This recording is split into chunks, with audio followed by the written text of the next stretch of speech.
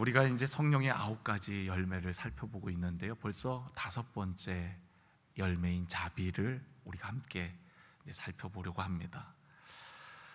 성령의 열매, 왜 열매라고 표현한 것일까요? 그것은 내가 노력해서 성취하는 것이 아니기 때문이라고 말씀을 드렸어요. 성령님께서 우리 안에 들어오셔서 우리의 삶 가운데 이루어 가시는 그런 어떤 결과, 또 영향이 바로 열매인 거예요.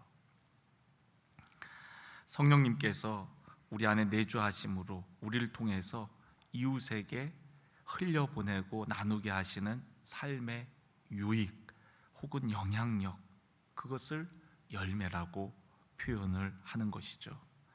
요한복음 7장 37절에 보면 누구든지 목마르거든 내게로 와서 마시라. 나를 믿는 자는 성경의 이름과 같이 그 배에서 생수의 강이 흘러나오리라. 이는 그를 믿는 자들이 받을 성령을 가리켜서 말씀하신 것이라. 그러니까 생수의 강은 바로 성령을 의미하는데, 생수의 강이 생명의 영향력을 의미하는 거잖아요. 그러니까 성령의 역사는 바로 그런 영향력, 우리에게 끼치는 유익, 그것이 바로 오늘 우리가 읽은 본문 말씀에는 성령의 열매로 표현이 되어지는 겁니다. 우리가 살아계신 주님을 만나고 또 시간이 흐르면서 그분을 알아가면 알아갈수록 더욱 그분을 사랑하게 되고, 사랑한 우리들은 그 주님을 닮아가게 되어져요.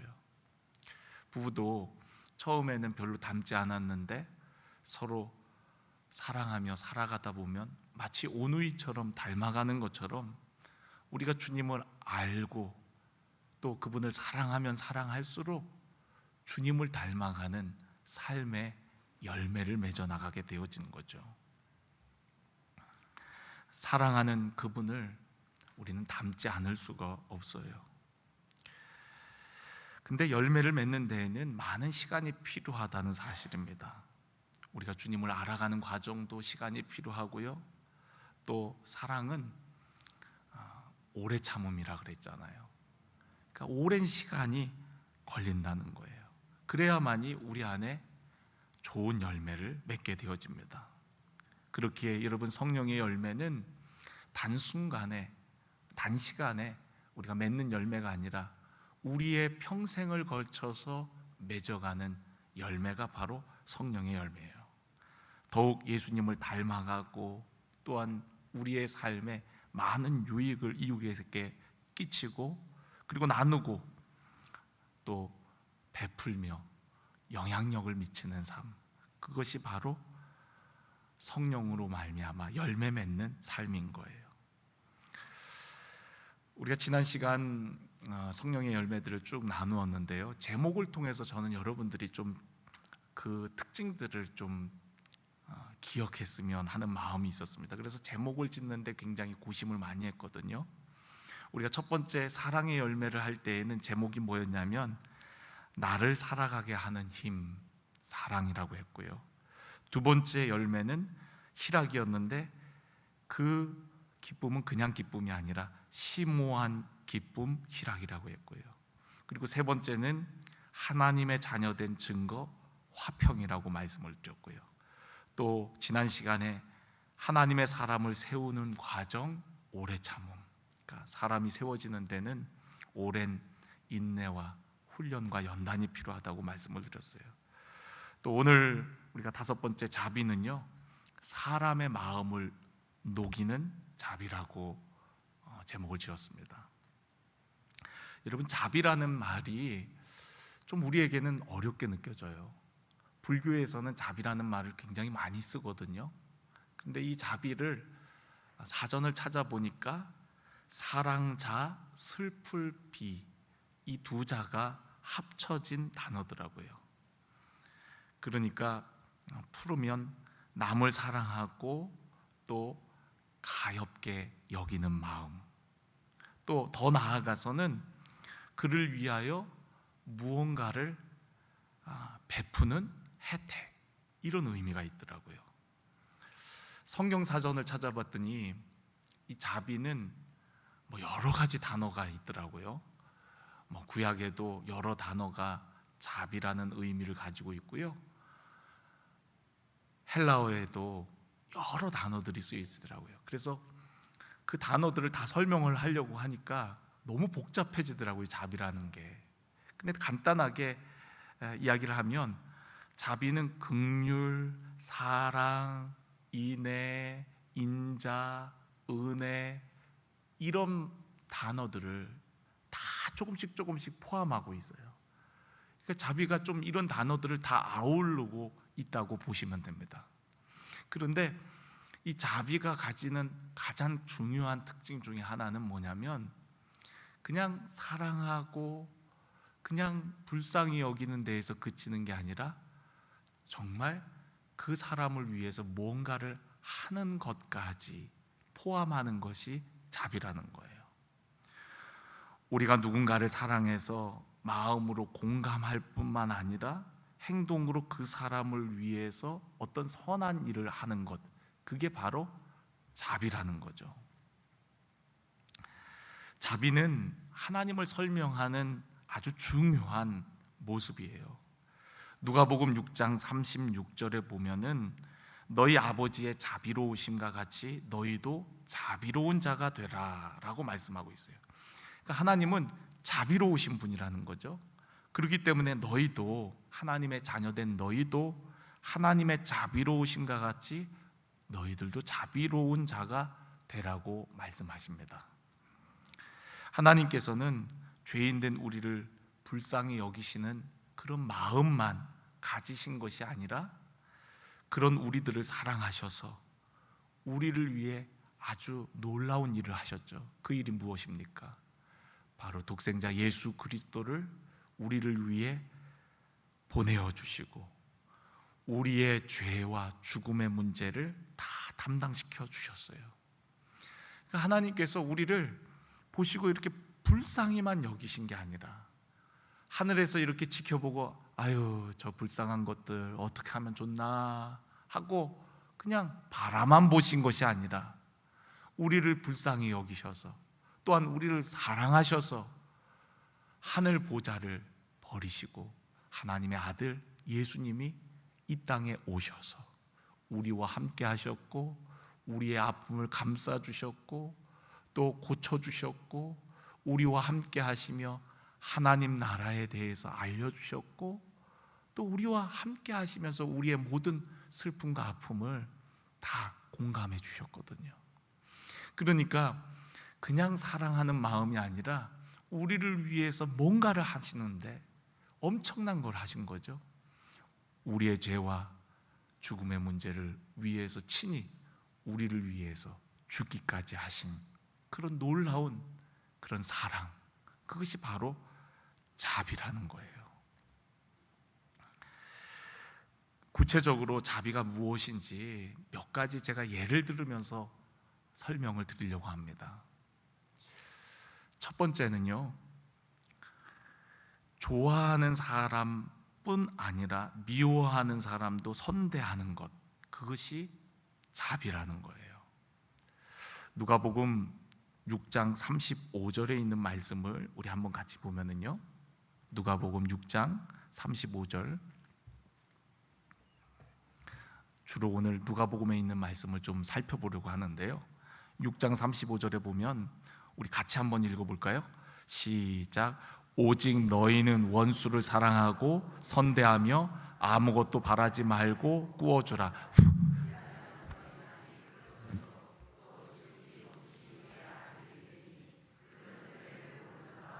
악한 자에게도 인자하시니라. 아멘. 여러분, 원수를 사랑하고 선대하며 아무것도 바라지 말고 도와주라는 거예요. 그러면 너희 상이 클 것이라는 거죠. 지극히 높으신 이의 아들이 되리라 라고 말씀하고 있고요, 하나님은 은혜를 모르는 자와 악한 자에게도 인자하시니라. 이 인자가 자비입니다. 그래서 그 다음 절에 보면 너희 아버지의 자비하심 같이 너희도 자비로운 자가 되라 라고 얘기합니다. 너희가 좋아하는 자만 좋아하면 무슨 상이 있으리요? 죄인들도 사랑하는 자를 사랑한다. 세상 사람들도 자기 마음에 맞는 사람 잘해주고 선대한다는 거예요. 그런데 우리는 거기에서 머무르는 것이 아니라 내가 좋아하지 않는 사람이라 할지라도, 심지어 우리가 누가복음 6장을 읽어보면 원수라 할지라도, 그러한 자라 할지라도 그를 사랑하고 그를 잘해주라는 거예요. 오늘 우리가 읽은 말씀에 보면 원수를 사랑하고 선대하라고 얘기합니다. 그리고 어떤 대가를 바라지 말고 도와주라고 하는 거예요. 하나님도 악인이나 또 은혜를 모르는 자나 그런 자들에게 인자를 베푸신다, 은혜를 베푸신다, 자비를 베푸시는 분이시다. 그렇기 때문에 너희들은 나의 자녀이기 때문에 아버지가 자비로우신 것 같이 너희도 자비로운 자가 되라고 말씀하십니다. 그러니까 자비는요, 사람을 구분하지 않고 모든 사람을 잘 대해주는 거예요. 모든 사람에게 친절을 베푸는 겁니다. 우리가 누군가에게 기대하지 않았던 사람에게 어떤 친절을 경험했을 때 우리의 마음은 감동을 받아요. 그리고 사람들의 마음이, 굳어졌던 마음들이 녹아지게 됩니다. 하나님은 은혜를 모르는 자라 할지라도 인자를 베푸시는 분이라고 하고 있고요, 악한 자라 할지라도 그에게 은혜를 베푸시는 분이라는 거예요. 우리가 해야 할 당연한 바를 넘어서서 그에게 잘해주는 것, 이것이 바로 자비인 겁니다. 여러분, 이렇게 하는 것이 참 어려운 일이에요. 그렇기 때문에 성령의 열매죠. 성령님께서 우리 안에 오셔서 우리로 하여금 하시는 역사예요. 사람은 누구나 나에게 잘하는 사람에게 잘해주고 싶고, 잘 못하는 사람에게는 잘 안 해주고 싶은 게 사람의 마음입니다. 그런데 성령님이 우리 안에 오시면 잘하지 못하는 사람이라 할지라도 그 사람에게 잘해주게 되는 거예요. 심지어 그 사람이 나에게 손해를 끼친 원수라 할지라도 그를 용서하고 선대하는 것, 그것이 바로 성령의 역사라는 겁니다. 성령께서 우리 안에 하시는 일이기도 하지만 우리도 기억해야 될 것이 있어요. 그건 뭐냐면 우리가 바로 그런 은혜를 입은 자들이라는 사실입니다. 내가 바로 그런 하나님의 인자를 받은 자라는 사실을 기억할 때 우리는 다른 사람에게 인자하고 자비를 베풀 수 있는 자가 되는 거예요. 우리는 마치 하나님 앞에 1만 달란트를 빚진 자, 그리고 탕감받은 자와 같습니다. 그러니까 어마어마한 은혜를 입은 거죠. 어마어마한 자비를 경험했어요. 그렇다면은 우리가 그 은혜를 기억할 때에 우리에게 어떤 잘못을 하고 해를 끼친 그 사람에게 우리도 똑같이 내가 1만 달란트를 탕감받았는데 100데나리온 빚진 이 사람에게 내가 자비를 베풀어야 되겠구나 하는 마음을, 동기를 품을 수가 있는 거죠. 물론 성령의 능력으로 그것이 가능한 일이지만 우리가 기억해야 될 것은 내가 바로 하나님의 자비를 받은 자라는 사실을 잊어서는 안 돼요. 내가 바로 하나님의 어마어마한 인자를 경험한 자였기 때문에 그 인자함을 받은, 자비를 받은 자로서 이제는 다른 사람에게 자비로운 자가 되어야 한다는 겁니다. 어쩌면 이 자비는요, 하나님의 명령이에요. 오늘 여기 말씀에도 보세요. 너희 아버지의 자비로우신가 같이 너희도 자비로운 자가 되라고 우리에게 명령하시고 있거든요. 왜 하나님께서 이렇게 강력하게 말씀하시는 겁니까? 우리가 바로 하나님의 자비를 받은 자들이기 때문에, 하나님과 원수되었던 우리들이 그런 우리들에게 하나님께서 은혜와 긍휼을 베푸셔서 그러한 사랑을 받은 자들이니까 그 사랑을 또한 하는 자가 되라고 말씀하시는 겁니다. 새 계명을 너희에게 주노니 내가 너희를 사랑한 것 같이 너희도 어떻게 하라고요? 사랑하라. 명령이에요. 명령. 사랑을 받은 자는 사랑해야 되는 거예요. 자비를 받은 자는 자비롭게 살아야 되는 거예요. 하나님의 자비로우심을 받았다면, 원수된 우리가 그 사랑을 경험했다면 우리들도 그거 가리지 말고 모든 사람에게 선대해야 된다라고 우리에게 말씀하고 있는 것입니다. 두 번째, 우리가 또 예를 들어서 한번 설명을 해볼게요. 두 번째는 어려움을 당한 사람을 우리가 외면하지 않고 돕는 것이 자비입니다. 어려움을 당한 사람을 우리가 외면하지 않고 돕는 것, 알면서 안 하는 것, 이것은 무자비인 거예요. 자비가 없는 겁니다. 알았다면 그냥 지나치지 않고 돕는 것, 그것이 자비라는 거예요. 누가복음 우리 10장을 보면은요, 선한 사마리아인에 대한 이야기가 나옵니다. 어떤 율법사가 예수님께 와서 어떻게 해야, 무엇을 해야 영생을 얻으리까? 라고 질문을 합니다. 누가복음 10장 25절에. 그러니까 예수님께서 율법에 무엇이라고 기록되었느냐, 내가 어떻게 읽느냐라고 물으니까 마음 다하고 뜻 다하여 하나님을 사랑하고 또 내 이웃을 내 자신과 같이 사랑하라. 네 대답이 옳다. 이를 행하라. 그러면 살 것이다 라고 말씀하세요. 그런데 이 사람이 또 한 가지 질문을 하죠. 자기를 옳게 보이려고. 그러면 내 이웃이 누구니까? 그때 예수님께서 선한 사마리아인에 대한 이야기를 하십니다. 예를 들어서 설명하죠. 30절에 어떤 사람이 예루살렘에서 여리고로 내려가다가 강도 만났어요. 강도들이 그 옷을 벗기고 때려 거의 죽은 것을 버리고 갔어요. 그때 마침 제사장이 그 길을 내려가다가 그를 어떻게 했어요? 보고, 어려움 당한 사람을 봤어요. 그리고서 어떻게 했죠? 피하여 지나갔어요. 봤지만 피하여 지나갔어요. 그러니까 이 사람은 자비가 없는 거죠. 또 32절에 이와 같이 한 레위인도 그곳에 이르러 그를 어떻게 했어요? 보고, 그런 다음에 피하여 또 이 사람도 지나가 버렸어요. 그러니까 어려움 당한 사람을 외면했단 말이죠. 그런데 33절에 보면 어떤 사마리아 사람은 여행하는 중에 거기 이르러 그를 똑같이 봤어요. 그런데 어떻게 했어요? 불쌍히 여겼어요. 자비의 마음이 생긴 거죠. 불쌍히 여기는 마음이 생겼어요. 긍휼한 마음이 생겼어요. 그래서 34절이 중요합니다. 34절 우리 같이 한번 읽겠습니다. 시작.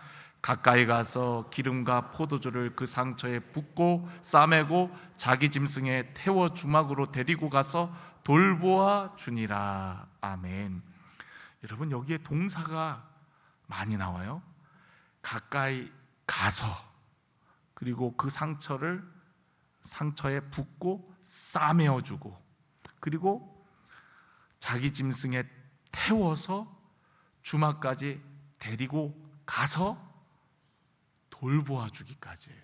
그리고 그 다음 절을 보면은 그 주막 주인에게 내가 비용을 더 낼 테니 내가 돌아올 때까지 이 사람을 돌보아 주라고, 그리고 내가 돌아와서 비용이 더 들었으면 갚아주리라 까지 말씀하시는 거예요.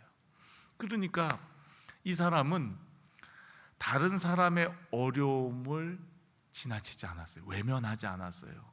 보고 다가가서, 그리고서 그 사람을 싸매어주고 데려가서, 그리고 돌보아주고, 그리고 심지어 나중에 비용이 더 들면 내가 갚아주겠다고까지, 책임져 주겠다고까지 하는 겁니다. 동사가 엄청나게 많이 나와요. 사랑은 동사라 그러잖아요. 사랑은 행하는 거라고 하잖아요. 우리가 말과 혀로만 사랑하는 것이 아니라 행함과 진실함으로 사랑하자고 사도 요한이 했잖아요. 그러니까 사랑은 이렇게 행동하는 거거든요.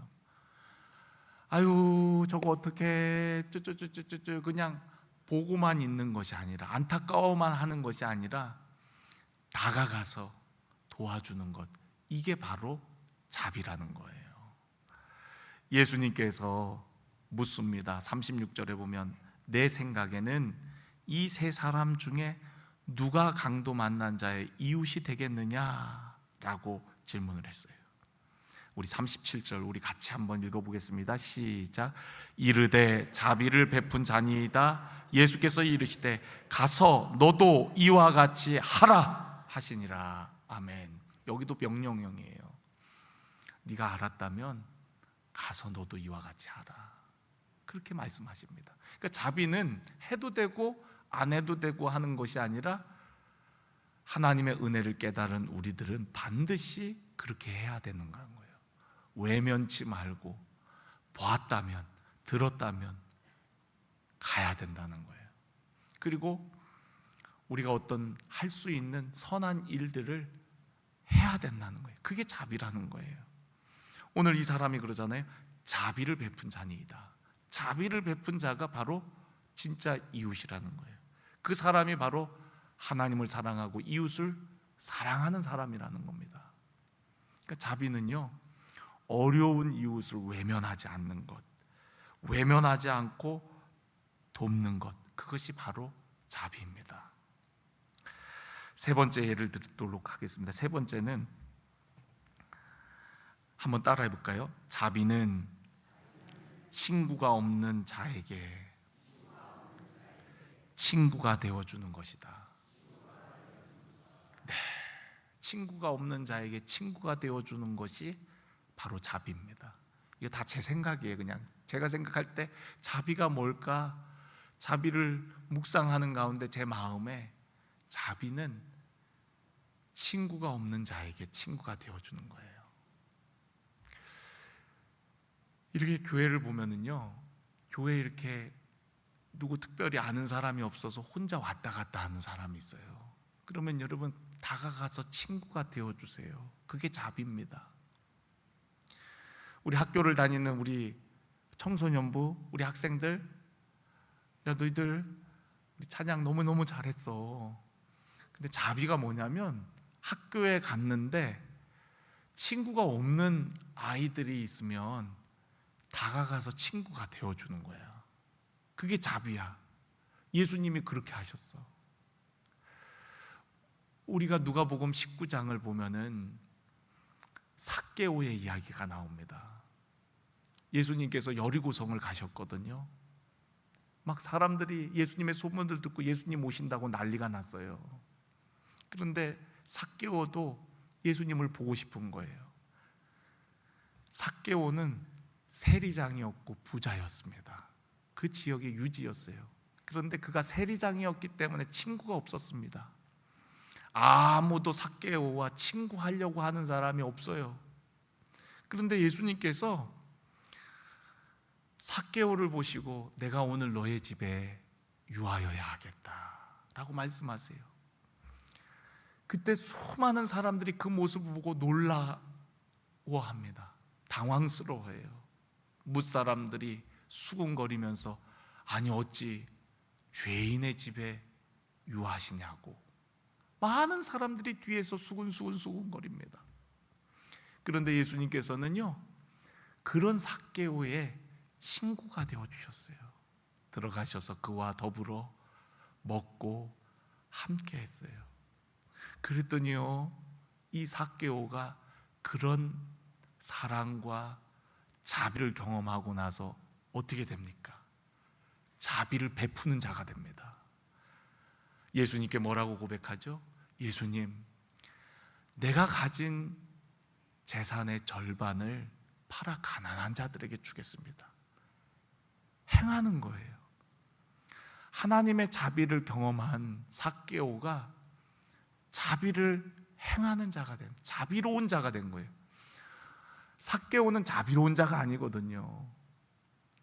그는 세리장이었기 때문에 결코 그 마을 사람들에게 자비로운 자가 아닙니다.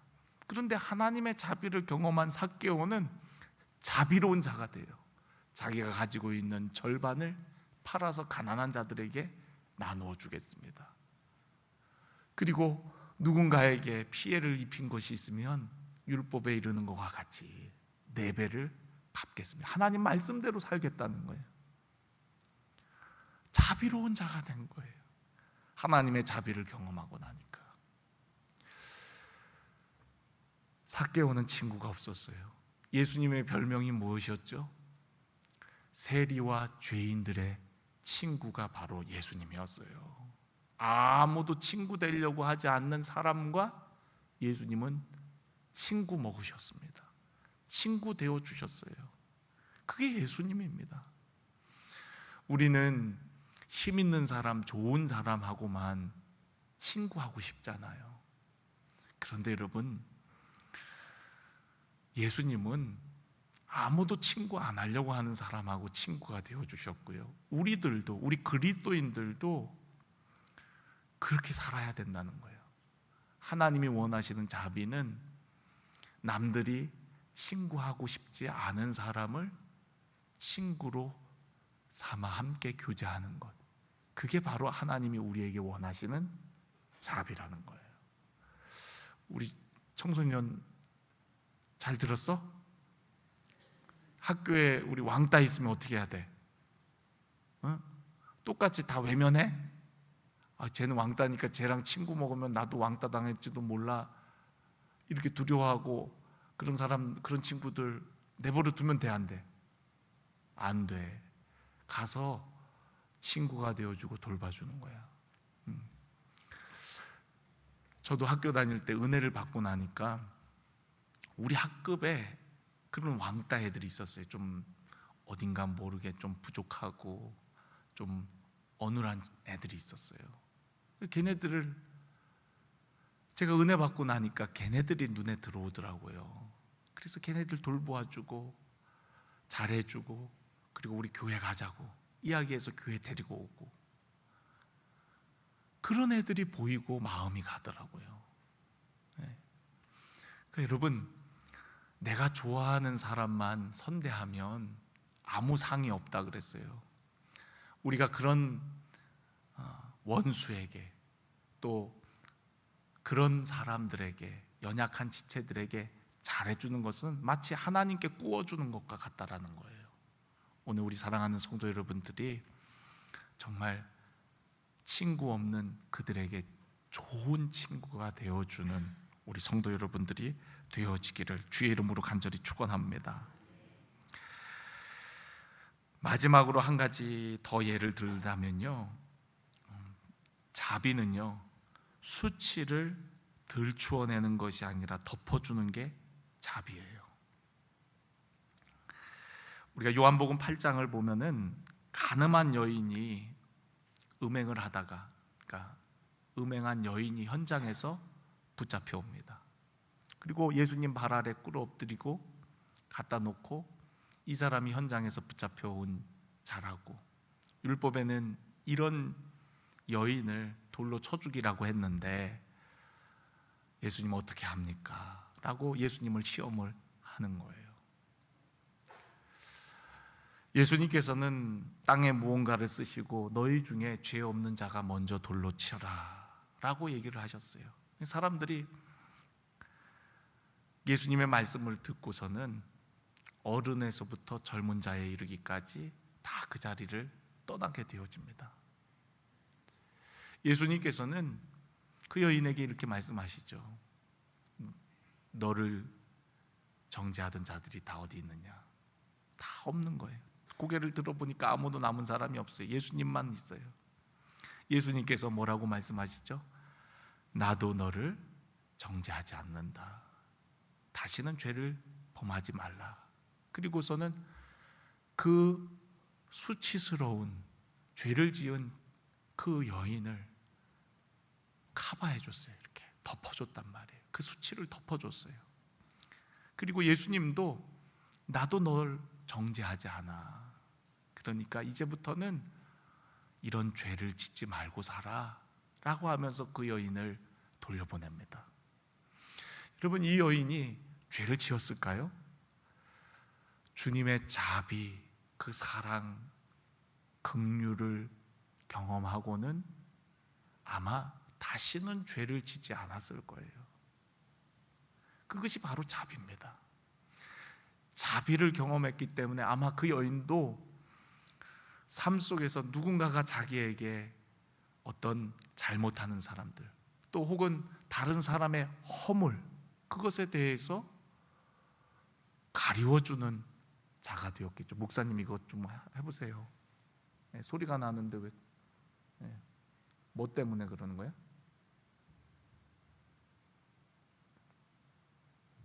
네, 뭐가 소리가 나요? 네, 네, 그거네. 그러니까 이 여인은 그런 자비를 경험했기 때문에 또한 누군가에게 자비를 베풀며 살아가겠죠. 자신의 수치를 가리움을 당했기 때문에. 여러분, 혹시 여러분 죄 때문에 수치를 당해 본 적이 있습니까? 또한 그 수치의 가리움을 경험한 적이 있나요?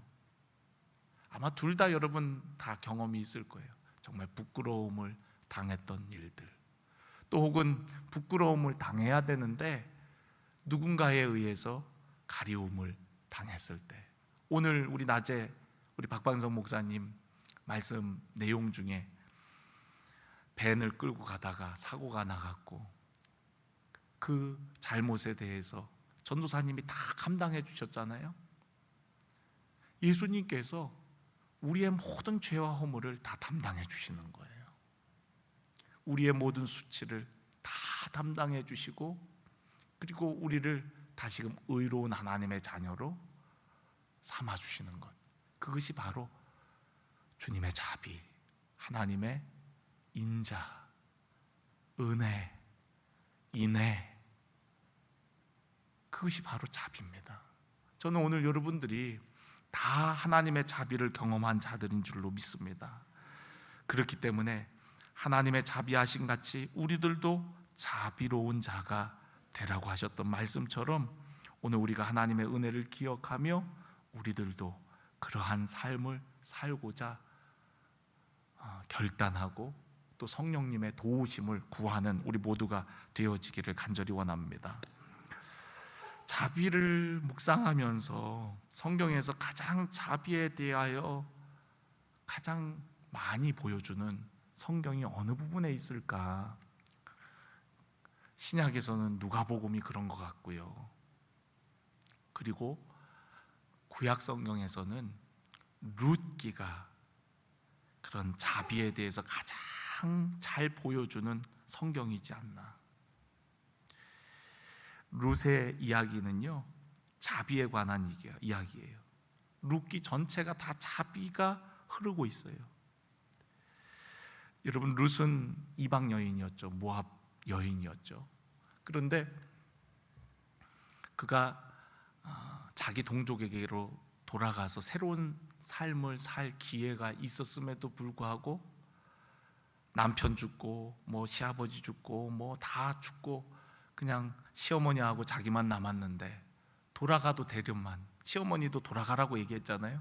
그런데 돌아가지 않고 시어머니의 하나님이 나의 하나님이고 시어머니의 백성이 나의 백성이라고 하면서 끝까지 시어머니를 쫓아서 베들레헴으로 돌아오지 않습니까? 그 룻의 마음이 자비의 마음이거든요. 시어머니를 생각하는 자비의 마음. 그러니까 더 이상 시어머니를 공경할 의무나 필요가 없는데도 불구하고 그 시어머니를 사랑하고 또 위에서 시어머니를 따라와서 자기 입에 풀칠하기도 어려운데 그런 시어머니를 봉양해 가면서, 그게 바로 자비의 마음이라는 거예요. 뿐만 아니라 보아스 역시도 자비의 사람이죠.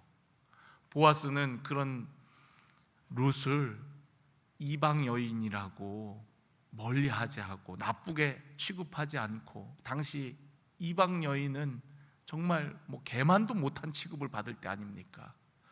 그런데 보아스가 그 룻을 선대해요. 잘해준단 말이에요. 잘해줄 필요가 하나도 없는데, 하나도 없는 룻을 잘해주는 거예요. 그래서 자기 종들에게 저 여인이 오거든 간식도 주고 물도 내어줘라. 그리고 일부러 이삭 그거 다 죽지 말고 좀 떨궈 두라고 좀 주워 가도록, 자유롭게 주워 가도록, 많이 주워 가도록 그렇게 배려해 줘요. 이방 여인입니다. 개만도 못한, 잘해줄 필요가 1도 없는 그런 여인이에요. 그런데 보아스는 그 여인에 대한 이야기를 듣고 자비를 베풀어요. 잘해준단 말이에요.